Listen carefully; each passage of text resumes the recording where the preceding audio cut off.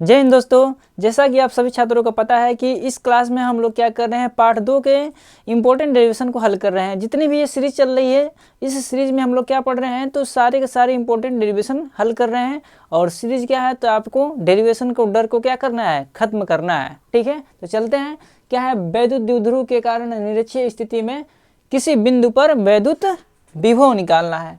हमने आपको किसी भी बिंदु यानी निरक्षीय स्थिति पे आपको निकलवाया था क्या, वैद्युत क्षेत्र की तीव्रता।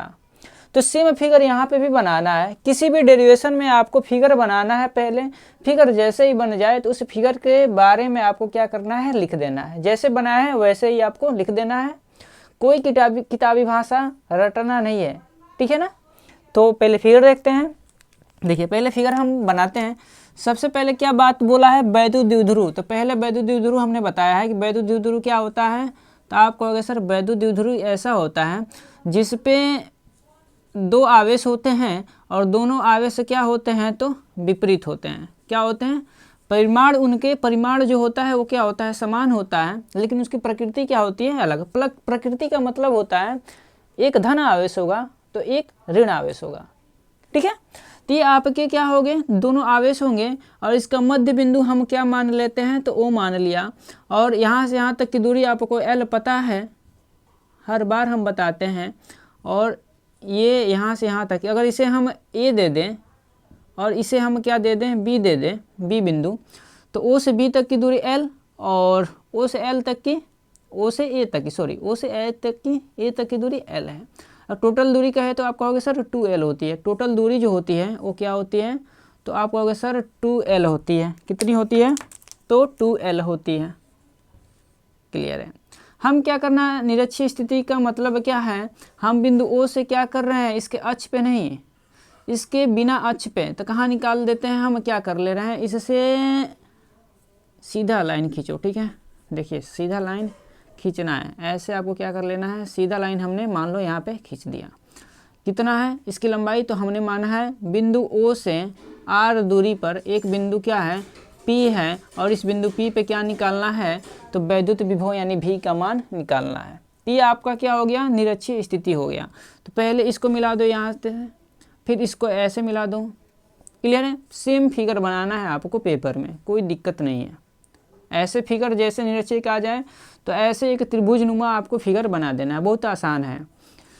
इस पे हम लोग क्या, बिंदु P है, ये क्या है, तो बिंदु P है, और इस बिंदु P पे क्या निकालना है, तो हमको V का मान निकालना है, यानी वैद्युत विभव निकालना है।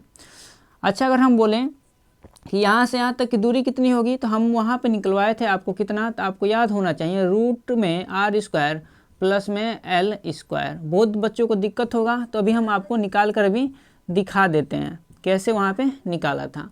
इतना सारा डेरिवेशन हमने क्या किया था, तो चैप्टर नंबर 1 में वैद्युत क्षेत्र की तीव्रता में करवाया था। तो हम अभी आपको R² प्लस L² भी निकाल के दिखाएंगे कैसे आ रहा है। ठीक है ना। चलिए, पहले क्या करना है, फिगर बन गया। अब क्या काम है दूसरा, तो थ्योरी लिखना है। थ्योरी में लिखना है कि माना, क्या लिखेंगे, माना एक वैद्युत द्विध्रुव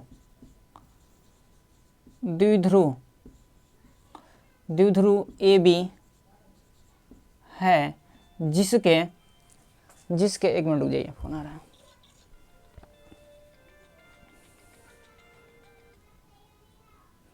चलिए देखिए, जिसके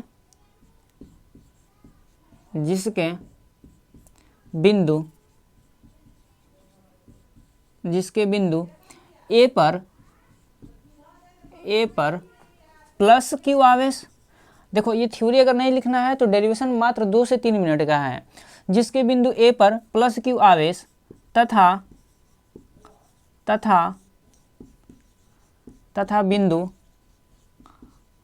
बिंदु B पर माइनस Q आवेश है।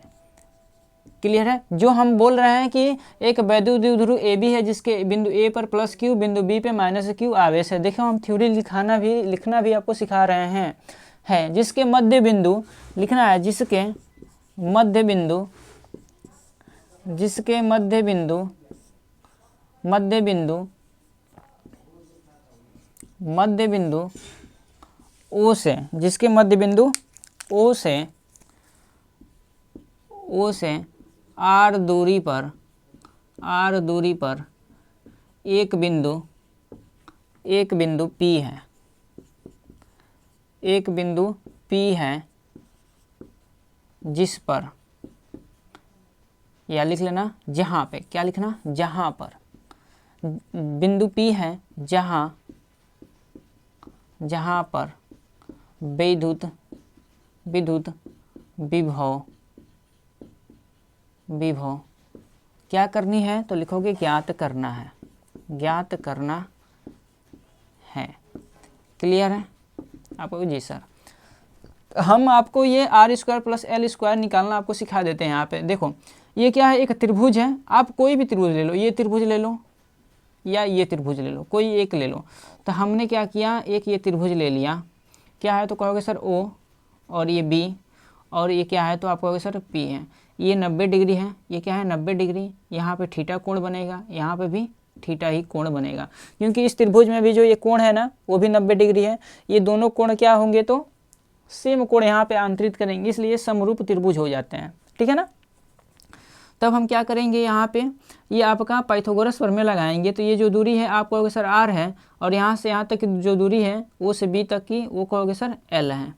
तो अगर हम कर्ण का निकालना है, हमको P से B की दूरी निकाले हैं रूट में r² + l²। तो आपको पता है कि फार्मूला होता है कर्ण स्क्वायर पाइथागोरस प्रमेय का, कर्ण स्क्वायर = लंब का स्क्वायर प्लस में आधार का स्क्वायर। तो कर्ण स्क्वायर का मतलब क्या है, हमको कर्ण ही निकालना है, कोई दिक्कत नहीं। लंब कितना आप कहोगे सर r का स्क्वायर कर दो, आधार कितना तो आप कहोगे सर l है आधार, तो यानी l का स्क्वायर कर दो, कोई दिक्कत तो आप कहोगे नहीं सर। अच्छा, हमको जब कर्ण निकालना है तो हम सिर्फ कर्ण का मतलब क्या है, P से B की दूरी निकालना है। तो आप कहोगे सर PB जब निकालना है तो आप क्या कर दो, यहाँ स्क्वायर उधर दे दोगे, जैसे स्क्वायर उधर जाएगा तो रूट बन जाता है, तो r² प्लस में l²। तो ऐसे हम इसको निकालते हैं। तो आप डायरेक्ट यहाँ पे लिखो, कोई दिक्कत नहीं है। अगर आप निकालना चाहते हो तो ये चीज़ आप उठाकर यहाँ शिफ्ट कर सकते हो पाइथागोरस प्रमेय लगा के, कोई दिक्कत नहीं है। अगर आपको ये चीज़ें आ रही हैं तो आप इस फिगर को बनाओ तुरंत, और उसके बाद से क्या करो, डेरिवेशन करना स्टार्ट करो। हम क्या कर ले रहे हैं, स्टार्ट करते हैं। जैसे +q आवेश के कारण, ठीक है, +q आवेश के कारण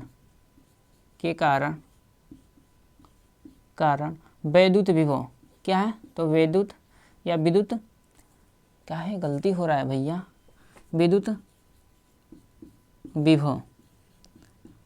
विभव यानी हम लेते हैं क्या, +q आवेश, यानी इस +q आवेश कारण यहाँ वैद्युत विभव V का मान कितना है, तो हम यहाँ V1 ले रहे हैं, फिर इसके कारण लेंगे तो इसे V2 लेंगे, फिर दोनों को आपस में क्या करेंगे, जोड़ेंगे।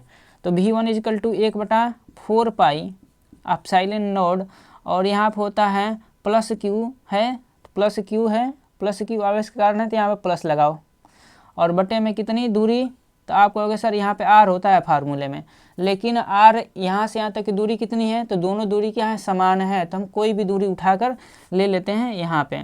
तो दूरी कितना है, तो आप कहोगे सर रूट में r² और प्लस में कितना है, तो आप कहोगे सर l² है। इसे हम समीकरण 1 मान लिए। अब लिख रहे हैं -q आवेश के कारण, -q आवेश के कारण विद्युत विभव हम मानेंगे किस, क्या, अब जब इसे V1 मान लिया है तो इसे अब मान लो V2। फार्मूला वही रहेगा जो हमने कल आपको ड्राइव करवाया था, -q, क्योंकि -q के कारण निकाल रहे हैं तो यहाँ पे जो आवेश आएगा वो भी माइनस ही आएगी। तो रूट में क्या हो जाएगा, r² प्लस में l², और समीकरण इसे 2 दे देंगे। अब हम लोग क्या करना है, कुल विभव निकालना, यानी बिंदु P पे इन दोनों आवेशों के कारण कितनी विभव इकट्ठी हुई है, कितना विभव वहाँ पे मिल रहा है, उस दोनों विभव को निकालेंगे।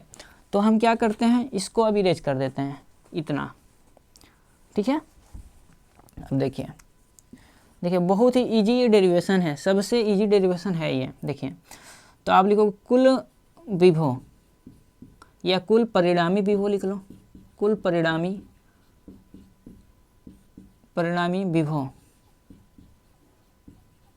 विभव, यानी कुल परिणामी विभव V इजिकल टू आप कहोगे सर V1 प्लस में V2। जब हम V बराबर निकालेंगे तो V1 के जगह पे ये मान रखेंगे और V2 के जगह पे ये मान रख देंगे। तो रखेंगे तो कितना होगा, V1 के जगह पे 1/4 पाई आप साइलेंट नोड और क्या है प्लस है, तो प्लस को लिखना कोई ज़रूरी नहीं है, लेकिन आपको दूरी जो है वो R² प्लस में L² और प्लस है ना, लेकिन ये आपको माइनस है तो प्लस को क्या बना देगा, माइनस बना देगा ना। देखो यहाँ पे प्लस है लेकिन यहाँ पे माइनस क्यों है, वो प्लस को ये माइनस बना देगा। तो हम क्या कर दें, यहाँ पर डायरेक्ट माइनस लिख रहे हैं क्योंकि हमारा डेरिवेशन तुरंत कंप्लीट हो जाए। चीज़ें अगर आपको समझ में नहीं आ रही हैं तो आप कमेंट बॉक्स में बताएंगे। क्लियर है, यहाँ प्लस था तो V2 जो है हमारा वो निगेटिव में है, जैसे वहाँ पर जाएगा तो उस प्लस को क्या बना देगा, माइनस बना देगा। इतनी तो चीज़ें आपको आती होंगी, ठीक है। देखो ये दोनों चीज़ें क्या है, सेम है, ये प्लस में है और ये माइनस में है, लेकिन ये सभी यहाँ पे भी क्यू, यहाँ पे भी क्यू, ये दूरी भी सेम है और ये कांस्टेंट वैल्यू है। क्या है, चीज़ें क्या है, समान है। आपको पता है ना कि अगर x माइनस एक्स हो तो आप कहोगे सर कट जाता है, बचता है कितना, 0। तो सेम प्रोसेस यहाँ पे है, ये दोनों क्या है, समान है, तो कटेंगे तो क्या हो जाएंगे, बचेंगे नहीं। जब कट गया तो कुछ नहीं बचा, कितना बचा, तो आप कहोगे सर 0 बचा। कितना बचा, तो कहोगे सर 0 बचा। यानी कि वैद्युत द्विध्रुव के निरक्षीय स्थिति पे, यानी वैद्युत द्विध्रुव के कारण निरक्षीय स्थिति पे जो वैद्युत विभव होता है वो क्या होता है मेरे दोस्त, शून्य होता है। क्या होता है, शून्य होता है। लिख लेंगे क्या होगा, शून्य होगा। क्या होगा, शून्य होगा। तो एक फार्मूला आपको तो यहाँ से याद करने की आवश्यकता ही नहीं है, ठीक है। तभी तक वैद्युत विभव के 2 फार्मूले ही याद रखना है, ठीक है ना। ये तीसरा फार्मूला था लेकिन इसको शून्य आ गया तो यहाँ पे हमको ज्ञात नहीं करना है, यानी निरक्षीय स्थिति पे नहीं याद करना है। कितना है तो 0, लेकिन डेरिवेशन आपको पेपर में आ सकता है तो इसलिए हमने डेरिवेशन आपको करा दिया। चलते हैं नेक्स्ट डेरिवेशन को देखते हैं। नेक्स्ट डेरिवेशन देखते हैं क्या दिया है, वैद्युत क्षेत्र की तीव्रता और विभव प्रवणता में संबंध। क्या दिया है, एक बार ध्यान से देखेंगे। दिया है वैद्युत क्षेत्र की तीव्रता। वैद्युत क्षेत्र की तीव्रता का मतलब आप सभी को पता है कि क्या होता है, तो आप कहोगे सर इतने का मतलब तो आप सभी को पता है ई है। और विभव प्रवणता क्या है, तो विभव प्रवणता बहुत बच्चों को क्या हो रहा होगा, कन्फ्यूजन हो रहा होगा कि विभव प्रवणता क्या है। तो थोड़ा सा हम लोग समझ लेंगे विभव प्रवणता होता क्या है। तो हम बात करें अगर विभव प्रवणता की, तो आपको समझना है क्या कि विभव प्रवणता होता क्या है। विभव प्रवणता बोलता है कि किसी भी अगर हम आवेश की कोई भी ऐसा निकाय जिनके 2 आवेशों के बीच की दूरी को क्या किया जाए, परिवर्तित किया जाए, तो उनका जो विभव होता है, यानी उस आवेश के कारण जो विभव उत्पन्न होता है तो उस विभव में भी क्या होता है, परिवर्तन होता है। फिर से बात को सुनेंगे ध्यान से। हमने क्या बोला कि किसी भी 2 आवेशों के बीच की दूरी जो हो उसको परिवर्तित किया जाए, यानी घटाया जाए, बढ़ाया जाए, तो उसका जो विभव होता है ना वो भी क्या होता है, घटता है, बढ़ता है, यानी परिवर्तित होता रहता है। तो इन दोनों के अनुपात को ही क्या बोलते हैं, विभव प्रवणता बोलते हैं। यानी किसी भी 2 आवेश हैं, मान लो एक आवेश आपका यहाँ पे है और कोई दूसरा आवेश आपका यहाँ पे है, इसको हम इधर लाएं तो आप कहोगे सर इसकी दूरी में हमने क्या किया, तो परिवर्तन किया। कितना परिवर्तन किया, तो आप कहोगे सर डेल एक्स क्या किया, परिवर्तित किया। और ये दूरी होगा यहाँ पे, यहाँ पे विभव कुछ और होगा और यहाँ पे विभव आपका क्या हो जाएगा, तो आप कहोगे सर यहाँ पे विभव हमारा कुछ और ही निकल कर आएगा। तो ये परिवर्तन हो रहा है इसके विभव और दूरी में। तो इस किसी भी आवेश के कारण उनके दूरी में परिवर्तन के साथ साथ अगर विभव में भी परिवर्तन होता है तो उस विभव में परिवर्तन तथा दूरी में परिवर्तन के अनुपात को ही बोलते हैं विभव प्रवणता। इस चीज़ों को हम जो बोल रहे हैं उसे आप लिख सकते हो, इसकी परिभाषा भी अगर आपको नहीं पता है तो। लेकिन हमारा क्या टारगेट है आज का, तो हमारा टारगेट जो है वो हम लोग पढ़ रहे हैं क्या, डेरिवेशन को पढ़ रहे हैं कि जो आपके एग्जाम में हर साल आ रहे हैं। तो हम चलते हैं, इसके पहले सबसे पहले क्या करेंगे, फिगर को देखेंगे और उसके बाद से उसके बारे में लिखेंगे और तब डेरिवेशन करना स्टार्ट करेंगे। तो सबसे पहले हम लोग क्या किए, विभव प्रवणता समझ लिए हैं कि किसी भी हम लोग अगर किसी भी दूरी को, मतलब दो आवेशों के बीच की दूरी का अगर परिवर्तित कर रहे हैं तो उसमें विभव में भी क्या होगा, परिवर्तन होगा। तो इन दोनों को अनुपात को ही बोलते हैं विभव प्रवणता, ठीक है ना, यानी विभव तथा दूरी के अनुपात को ही बोलते हैं क्या, विभव प्रवणता। चलते हैं, देखिए सबसे पहले इसके फिगर की बात करें तो फिगर इंपॉर्टेंट हो जाती है हर एक डेरिवेशन में। तो हमने यहाँ मान लिया एक प्लस क्यू क्या है, आवेश है, और इसे हम बिंदु नाम, इसको बिंदु हम दे देते हैं क्या, आपको सर इसे आप ए बिंदु दे दो। अच्छा, हम एक बिंदु यहाँ पे ले लेते हैं क्या, P, और इस बिंदु P पर यहाँ थोड़ा सा और डिस्टेंस बना लेते हैं, थोड़ा सा और दूरी, जिससे आपको क्लियर हो। एक बिंदु यहाँ पे P है, इस बिंदु P पे आपको एक चार्ज है, कौन एक कैसा चार्ज है, तो टेस्ट चार्ज है, जिसे बोलते हैं हम लोग क्या, परीक्षण आवेश। ये क्या है, तो आपका परीक्षण आवेश यानी क्यू नोड है। तो क्यू नोड को हमने क्या किया, बिंदु P से कहाँ तक चलाया, तो आप कहोगे सर इसे बिंदु B मान लो। तो इस बिंदु B तक हमने क्या किया, इस बिंदु आवेश यानी क्यू नोड को क्या किया, धन परीक्षण आवेश को हम लोग बिंदु P से बिंदु B तक लाने में हमने कितनी दूरी तय की, तो आप कहोगे सर डेल x दूरी तय की। और वैसे मान लो यहाँ से यहाँ तक की जो दूरी है वो कितनी है, तो हमने मान लिया बिंदु A से बिंदु B तक की दूरी कितनी है, तो हमने माना x है। और ये जो दूरी हमने चला वो कितनी दूरी चला है, तो डेल x दूरी चला है। तो यहाँ पे हमारे विभव में भी कुछ ना कुछ परिवर्तन होगा। क्लियर इतनी बातें आपको, जी सर। तो हम क्या करेंगे, सबसे पहले इतना फिगर बनाने के बाद हमको क्या करना है, लिखना है क्या, तो इसके बारे में थोड़ा सा बस थ्योरी लिखना है। तो हम क्या करेंगे, लिखेंगे कि माना, देखिए आपको ज़्यादा चीज़ों को माइंड में प्रेशर नहीं था, जितना हम बता रहे हैं उतना आप करते जाओ, पेपर में आपका काम हो जाएगा। माना बिंदु ए पर प्लस क्यू आवेश तथा बिंदु P पर क्यू नोड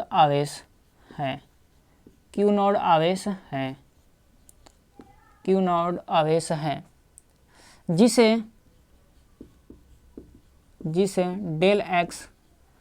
डेल x विस्थापन लिखना और अच्छा रहेगा, क्योंकि दिशा पता है ना हमको, इधर आ रहे हैं तो दूरी नहीं बोल सकते हम लोग, क्या बोल सकते हैं, फिजिक्स के टर्म में विस्थापन बोलेंगे कि डेल x विस्थापन तय कराने पर, ठीक है। तो हम जैसे ही इस बिंदु आवेश जैसे हम इस क्यू नोड आवेश को यानी बिंदु P से B तक लाएंगे तो कितनी दूरी तय की, तो आप कहोगे सर डेल x दूरी तय की। कोई दिक्कत आप कहोगे नहीं सर, तो इतने हमने तय किया। और अभी आपको विभव प्रवणता का सूत्र हमने बताया था क्या, तो डेल V बटे में आपको याद रखना है डेल x, ये क्या होता है, विभव प्रवणता का सूत्र होता है, ठीक है ना, क्या होता है, विभव प्रवणता का सूत्र होता है। तो अगर हम बोले कि सर ये भी प्लस क्यू आवेश है और ये भी क्या है आपका टेस्ट चार्ज यानी कि धन परीक्षण आवेश है, तो हम बोल सकते हैं कि प्लस क्यू आवेश के कारण बिंदु P पे जो आवेश है क्यू नोड, इस पे लगने वाला बल कितना होगा, तो आप कहोगे सर जो बल होगा वो कितना होगा, तो आप सभी को पता है कि बल बराबर, आपको दो फार्मूले आपको याद होने चाहिए। बल बराबर, एक तो फार्मूला आपको ये याद होना चाहिए कि F इजिकल टू होता है क्या, तो आप कहोगे सर आपने ये भी बताया था E इजिकल टू F बटा क्यू नोड। तो अगर हम यहाँ से इस सूत्र को निकालें तो आप कहोगे सर इसका आपस में मल्टीप्लाई कर दो, तो आप कहोगे sir E into Q node होगा, ठीक है। तो हम बोलेंगे प्लस क्यू आवेश के कारण, लिखेंगे यहाँ पे प्लस क्यू आवेश के कारण, प्लस क्यू आवेश के कारण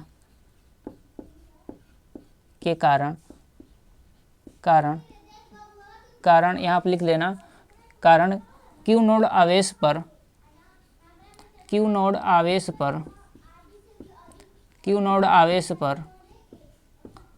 लगने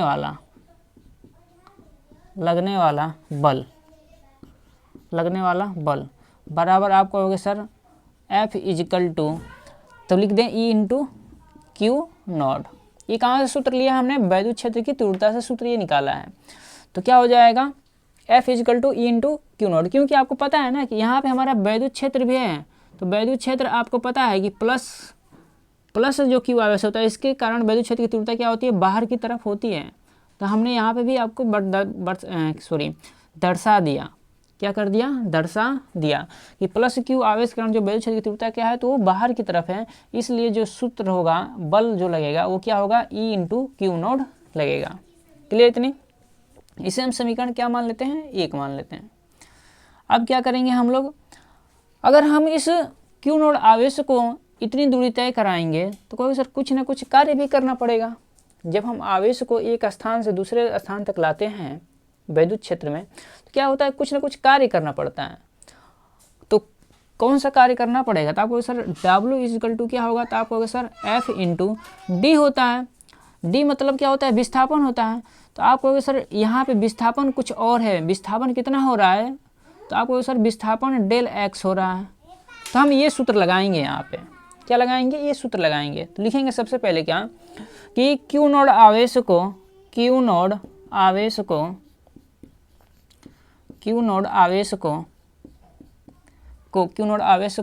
डेल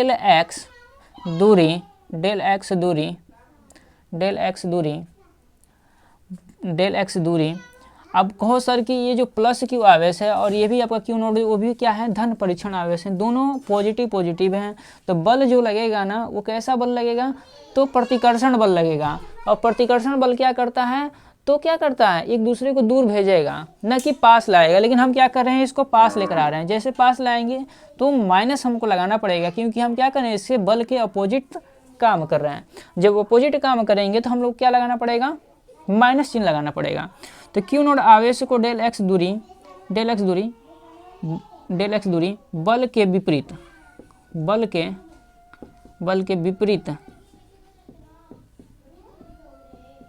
विपरीत दिशा में लाने में किया गया कार्य, बल के विपरीत दिशा में लाने में किया गया कार्य।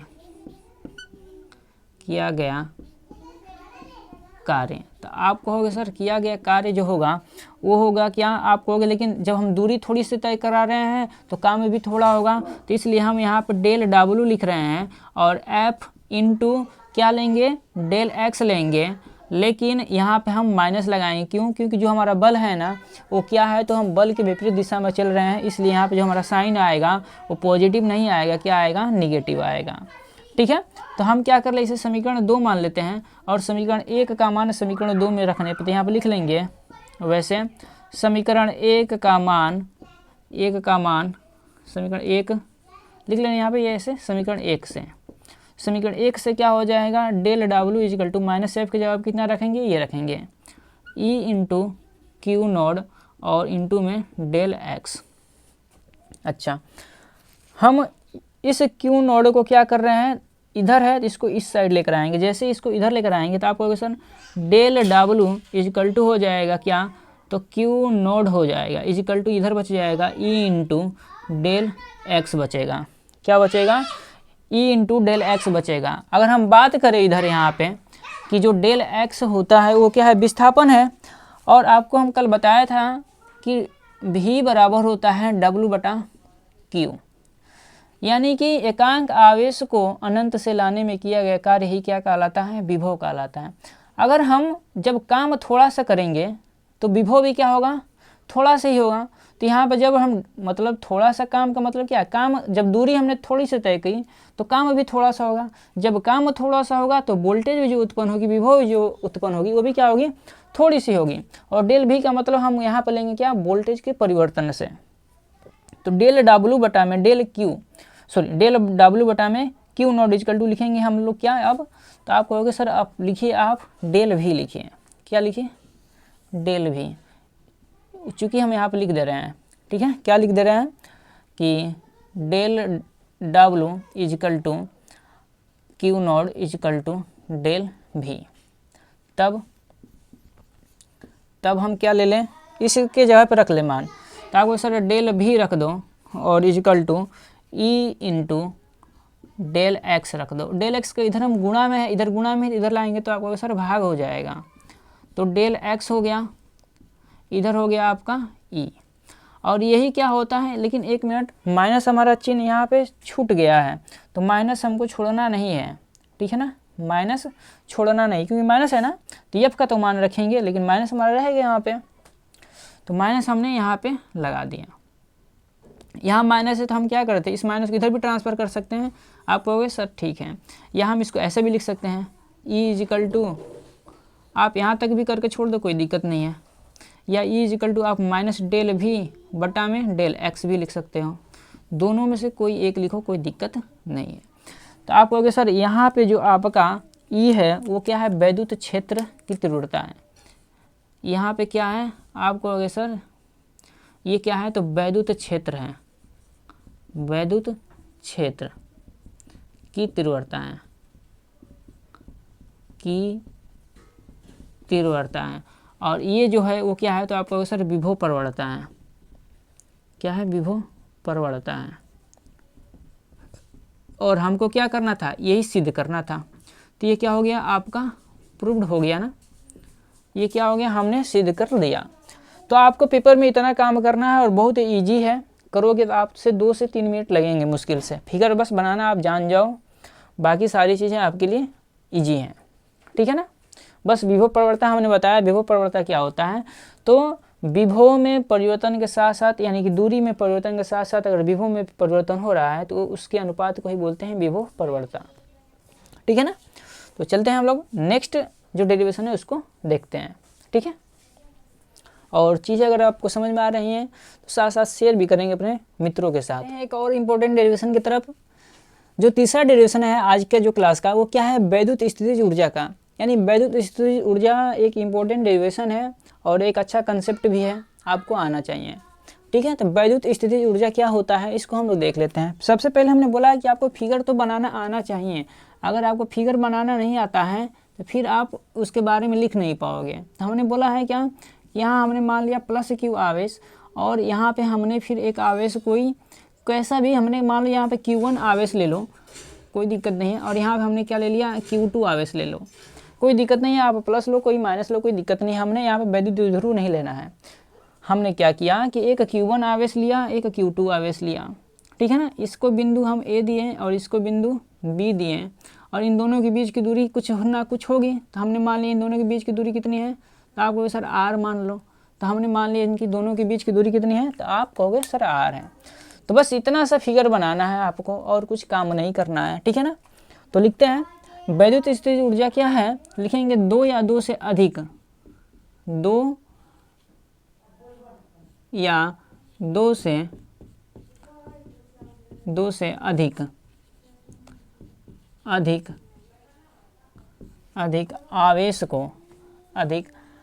आवेश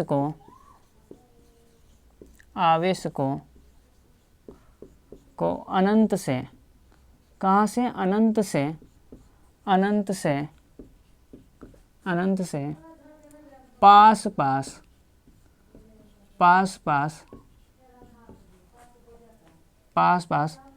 लाने में, या पास लाकर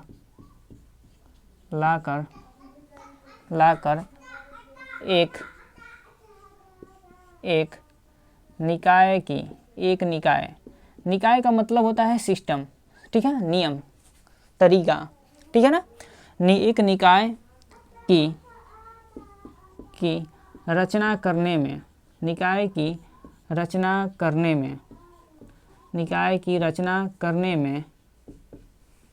में किया गया कार्य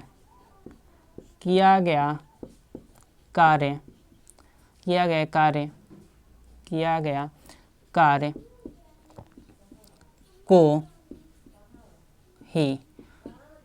ही वैद्युत स्थितिज ऊर्जा कहते हैं, को ही वैद्युत स्थितिज ऊर्जा कहते हैं। क्लियर है, क्या कहते हैं, वैद्युत स्थितिज ऊर्जा कहते हैं। बहुत बच्चों को समझ में नहीं आ रहा है, कोई दिक्कत नहीं है, अभी हम समझाते हैं। देखिए हमने क्या किया कि कोई एक यहाँ पे क्या था, कोई आवेश था, एक क्या था तो कोई यहाँ पे आवेश था, ये अनंत दूरी पे है, यहाँ पे क्या है तो हमने Q1 आवेश लिया, यहाँ पे क्या लिया तो कोई Q2 आवेश लिया। ठीक है, इन दोनों आवेशों को हमने क्या किया, जैसे मान लो Q1 आवेश यहाँ पे है तो हम क्या कर रहे हैं, इस Q2 आवेश को यहाँ से उठाकर और क्या कर लिए तो इसके पास ला दिए यहाँ पे, तो ये क्या हो गया, दोनों पास पास हो गए ना, और इनके बीच की दूरी क्या है तो r है। तो ये क्या हो गया, एक निकाय की संरचना किया, क्या किया तो एक प्रकार की निकाय की संरचना किया, यानी एक सिस्टम का एक नियम के अनुसार ये दोनों आवेशों क्या होंगे, बहुत पास पास हो गए, तब इसके कारण इस पर वैद्युत विभव भी उत्पन्न होगा। इस Q1 आवेश के कारण Q2 पे क्या होगा, वैद्युत विभव भी उत्पन्न होगा। अब हम चाहें तो Q2 को वहाँ से यहाँ तक लाए हैं तो कुछ कार्य भी किए होंगे। तो ये सारी चीज़ों को हम पहले कंसेप्ट वाइज चीज़ों को समझेंगे, तभी आप इसका डेरिवेशन भी कर सकते हैं। पहले बात कुछ सुने, परिभाषा क्या है इसकी लिखनी, परिभाषा आपको ये लिखनी है कि जब हम दो या दो से अधिक आवेशों को एक निश्चित बिंदु तक या पास पास लाने में जो काम करते हैं, ठीक है, या एक निकाय की जो संरचना करते हैं और उस संरचना करने में हमको कुछ ना कुछ कार्य करना पड़ता है, उस कार्य को ही क्या बोलते हैं, वैद्युत स्थितिज ऊर्जा बोलते हैं। देखो ये किसको बोलते हैं, वैद्युत स्थितिज ऊर्जा। तो आपको सर कार्य को, ये कार्य ही जो है ना वो क्या है, वैद्युत स्थितिज ऊर्जा के बराबर है। लिख लेंगे यहाँ पे कि इसे U से प्रदर्शित करते हैं, किससे तो U से प्रदर्शित करते हैं, इतना लिख लेना है, U से प्रदर्शित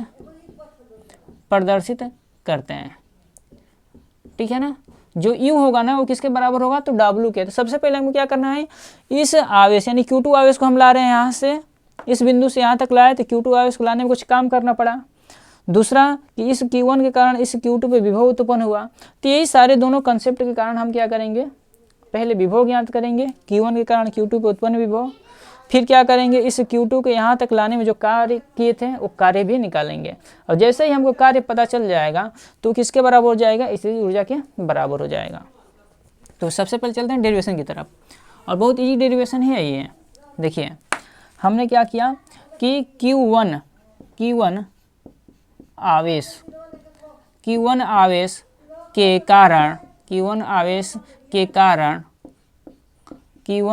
के कारण Q2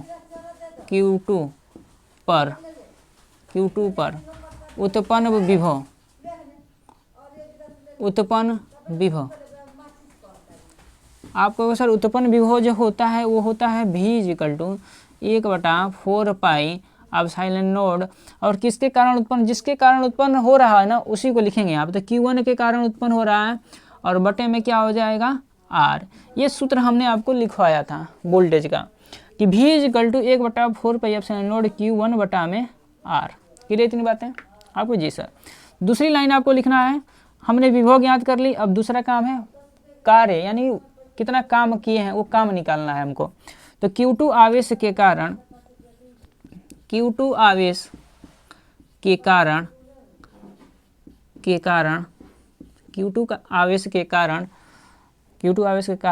या लिखना Q2 आवेश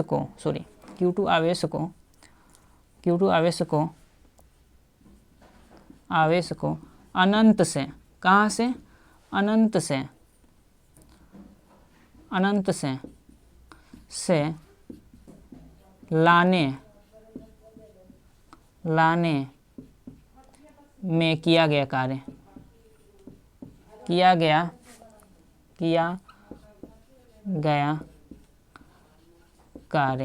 आपको सर किया गया कार्य यानी W क्या हो जाएगा, तो आपको सर फार्मूला तो यही होता है W का। W एक ये फार्मूला होता है F/D, यहाँ बल का फार्मूला हम लगाएंगे ही नहीं। दूसरा फार्मूला होता है W या W नहीं बताया है तो V बताया है W बटा में Q। तो हम यहाँ से इसका क्रॉस मल्टीप्लाई कर लेंगे तो मिल जाएगा W क्या, तो आपको सर V/Q। तो इस फार्मूले का क्या करेंगे, हम हेल्प लेंगे। ठीक है, एक मार्कर चेंज कर लें। देखिए इस फार्मूले का हम लोग हेल्प लेंगे। W किस आवेश को ला रहे हैं, तो कहोगे सर Q2 आवेश को ला रहे हो, तो यहाँ पे W हो जाएगा V/Q2। क्लियर इतनी बात है आपको? जी सर। तो जो विभव उत्पन्न हुआ है वो Q2 पे ही उत्पन्न हुआ है, और विभव कितना है तो आपको सर ये है, इसको समीकरण 1 मान लेना। तो हम V का मान ये रख दें यहाँ पे, तो आपको जी सर रख दो 1/4 पाई एप्सिलॉन नॉट, और क्या है तो आपको सर Q1 बटे में दूरी कितनी है तो आपको सर R, और Q2 अभी गुणा में है तो Q2 भी यहाँ पर लिख दो। क्लियर है इतनी बातें? अच्छा, अब हम लिखेंगे यहाँ पर क्या, ये मान कहाँ से रखे हैं तो आप लिख देना कि समीकरण 1 से। क्लियर इतनी बातें? अब हम क्या करने वाले हैं, इसको थोड़ा सा और सिंप्लीफाई कर लेंगे, क्या कि 1/4 पाई एप्सिलॉन नॉट हो जाएगा Q1 Q2 बटे में R। ये अभी हमारा क्या निकला है तो कार्य निकला है। अगर कोई पूछ दे कि दो आवेशों में से किसी एक आवेश को एक बिंदु से या अनंत से एक स्थान से दूसरे स्थान तक लाने में कितना कार्य करना पड़ रहा है, तो आप इस सूत्र का यूज कर सकते हो। ठीक है, आगे हम थोड़ा सा और हल करेंगे। वैसे हो गया, हमने क्या लिखा है यहाँ पे कि आवेश को दो या दो से अधिक आवेश को अनंत से पास पास, देखिए क्या लिखा है, पास पास लाकर एक निकाय की रचना करने में किया गया कार्य को ही वैद्युत स्थितिज ऊर्जा कहते हैं। इसे U से प्रदर्शित करते हैं। किससे तो आपको सर U से प्रदर्शित करते हैं। Q1 आवेश के कारण हमने विभव निकाला, Q2 आवेश को अनंत से पास लाने में, Q1 के पास लाने में जो काम हुआ वो हमने निकाला। यहाँ पे हम लिखेंगे लास्ट की, क्या लिखेंगे लास्ट की, परिभाषा से लिखेंगे, परिभाषा क्या है तो किया गया कार्य को ही वैद्युत स्थितिज ऊर्जा करते हैं। जो कार्य है ना, ये देखें जो अंडरलाइन कर रहे हैं वो चीज़ों को आपको देखना है ध्यान से, कि किया गया कार्य को ही क्या बोलते हैं, वैद्युत स्थितिज ऊर्जा। आपको सर कार्य का मतलब तो होता है W, और स्थितिज ऊर्जा को अभी हमने बोला है कि U से दर्शाएं। ये दोनों आपस में क्या है तो बराबर हैं। तो लिखेंगे कि W = क्या हो जाएगा आपको सर U हो जाएगा। क्या हो जाएगा U। जब हम U बराबर निकालेंगे यानी स्थितिज ऊर्जा बराबर, तो जो हमारा निकल का है फार्मूला वही है, यानी यही हमको क्या कर देना, वहाँ पर रख देना है। तो लिखोगे Q1 Q2 बटे में R। ये क्या निकल कर आया तो आपको सर ये स्थितिज ऊर्जा का सूत्र निकल कर आया। ठीक है, अगर थोड़ा सा और लिखें तो लिखोगे माध्यम, लिखोगे ये कि अगर माध्यम परावैद्युत हो, या लिख लेना परावैद्युत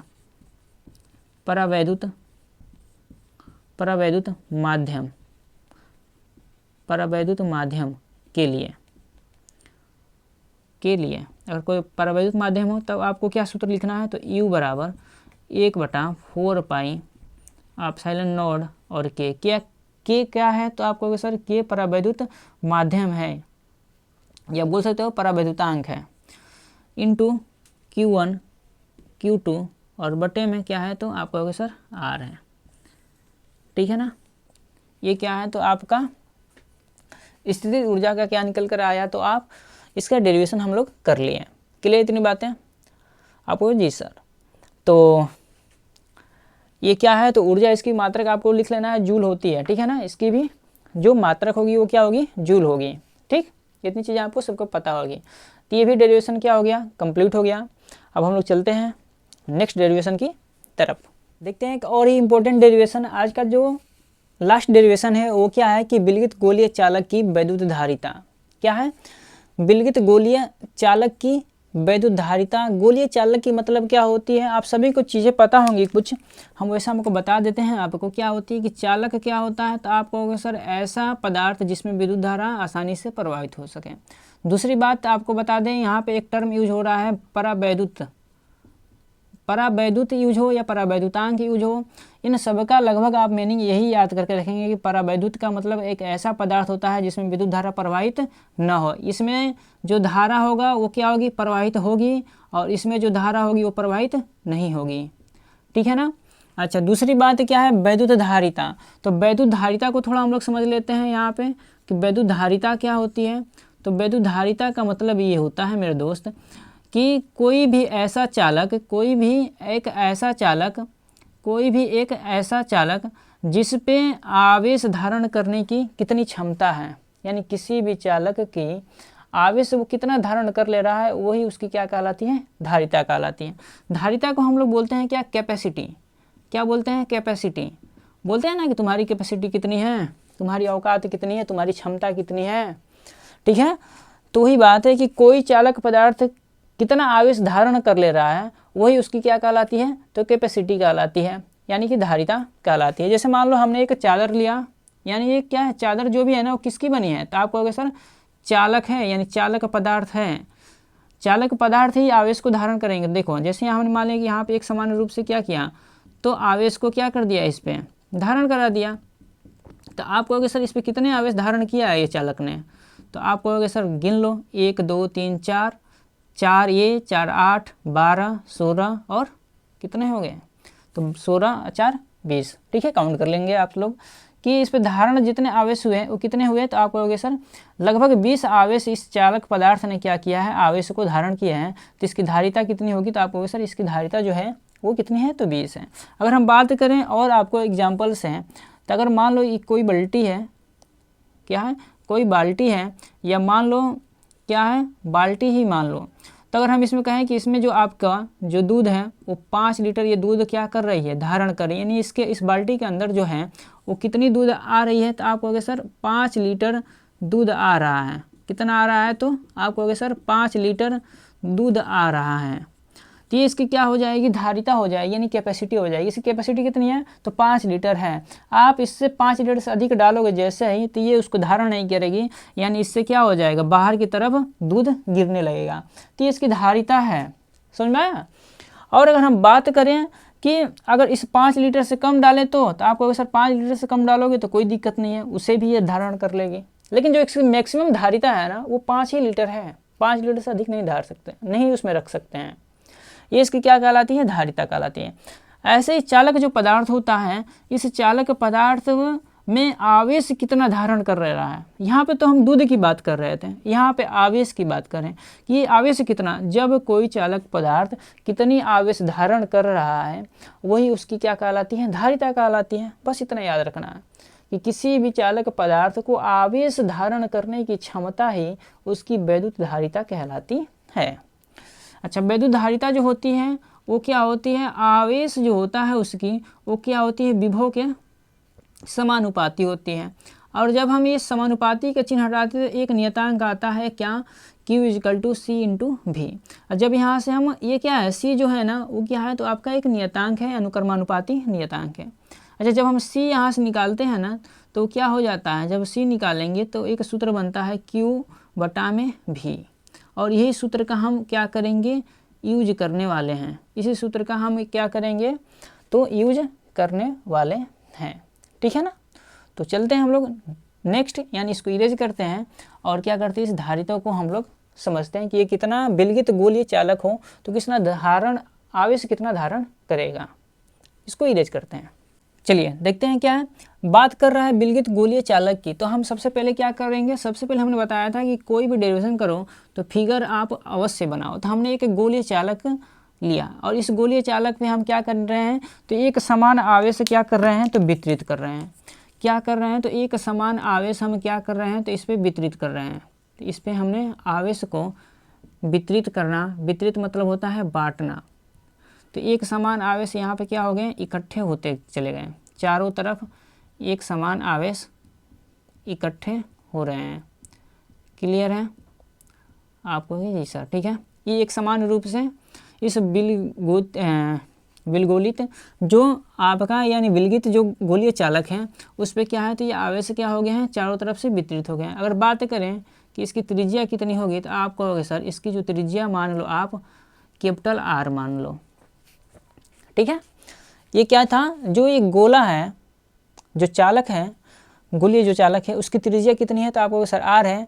और जो इस पे आवेश हमने जो आवेश Q दिया है वो Q आवेश क्या है, तो इसके चारों तरफ क्या है, तो समान रूप से वितरित हुए, यानी धारण किया हुआ है ये गोलक चालक, ठीक है। तो इसकी धारिता निकालेंगे, कितनी धारण, कितना आवेश धारण करेगा, ऐसे तो गिनेंगे नहीं ना। वैसे तो हमने बताया कि बाल्टी में 5 लीटर आता है, तो चीज़ें समझ में आ रही हैं। लेकिन कोई भी आवेश, कोई जो आपका चालक होगा वो छोटा भी हो सकता है, बड़ा भी हो सकता है, लेकिन कितना आवेश धारण करेगा वो निकालने के लिए हम आपको सूत्र देते हैं। सबसे पहले क्या करना है, इस फिगर के बारे में आपको लिखना है। तो लिखेंगे क्या कि माना एक आर त्रिज्या के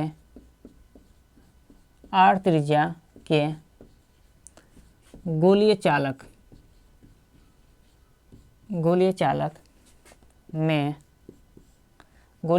में समान रूप से Q आवेश वितरित हैं। क्या है? तो वितरित हैं। तब गोलीय चालक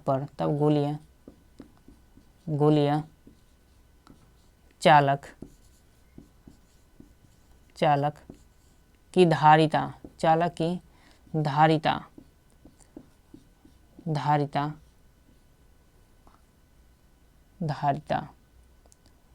C है। क्या है? तो धारिता C है। हमने मान लिया कि धारिता जो है वो कितनी है, तो आप कहोगे सर C है।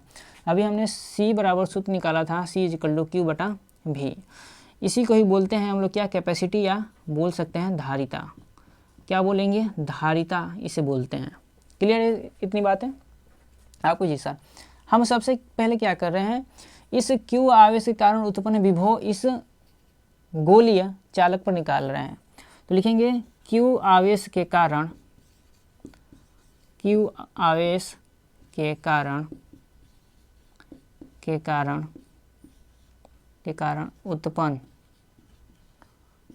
उत्पन्न विभव। आप कहोगे सर जो विभव होगा वो होगा V = 1/4πε0 और Q बटे में दूरी आप लोगे कितना, तो R लोगे। ठीक है ना? कितना लोगे दूरी, तो आप कहोगे सर R लिए। इसे समीकरण 1 मान लेते हैं। ठीक है। चूँकि आपको पता है, चूँकि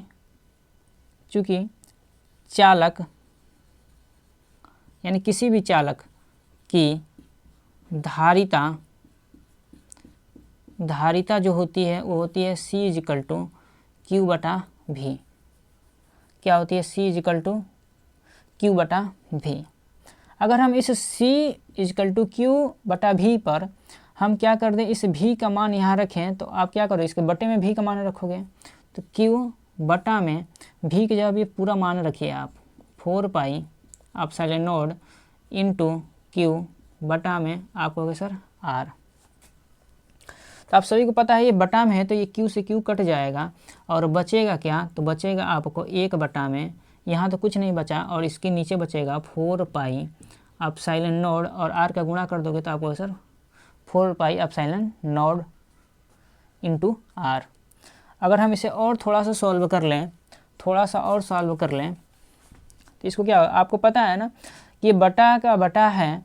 जैसे हम कहना चाहें आपको कि A/B और बटा में X/Y हो, तो इसे आप लिखोगे तो कैसे लिखोगे, तो आपको सर A/B और नीचे वाली संख्या को ऊपर ले जाएंगे यानी Y/X लिखेंगे। तो इसके नीचे भी कुछ नहीं, तो आपको सर 1 है, उसको ऊपर ले जाओ, यानी C बराबर जो निकलेगा इसे C के बराबर, तो आप कहोगे सर 1/1 और वैसे कट जाएगा और ये ऊपर चला जाएगा ना, कहाँ जाएगा, तो आप कहोगे सर, या ऐसे समझ में अगर आपको नहीं आ रहा है तो सिंपल आप क्या कर लो, ऐसा कर लो। देखो ये वैसे जो है ना, ये इसका बटा जो है ना, देखो इसका बटा ये है पूरा, ये पूरा जो फंक्शन है ना इसके बटे हैं, यानी कहने का मतलब है x का बटा जो है ना वो C/D है, तो ये चीज़ें ऊपर जाएगी पलट के, यानी हो जाएगा क्या, x × D/C होगा। इस रूप में होगा ना कि इस रूप में। ठीक है, क्यों? क्योंकि इस पूरे का बटा ये है, फिर से बटा, तो ये चीज़ें ऊपर जाएगी पलट के। जैसे ये पूरा ऊपर पलट के जाएगा तो आपका क्या हो जाएगा, 4πε0 × R होगा, यानी ये आएगा इस 1 के साथ गुणा में, तो हो जाएगा 4πε0 × R। तो ये क्या हो गया आपका, गोलीय चालक की धारिता। क्या हो गया, तो गोलीय चालक की धारिता।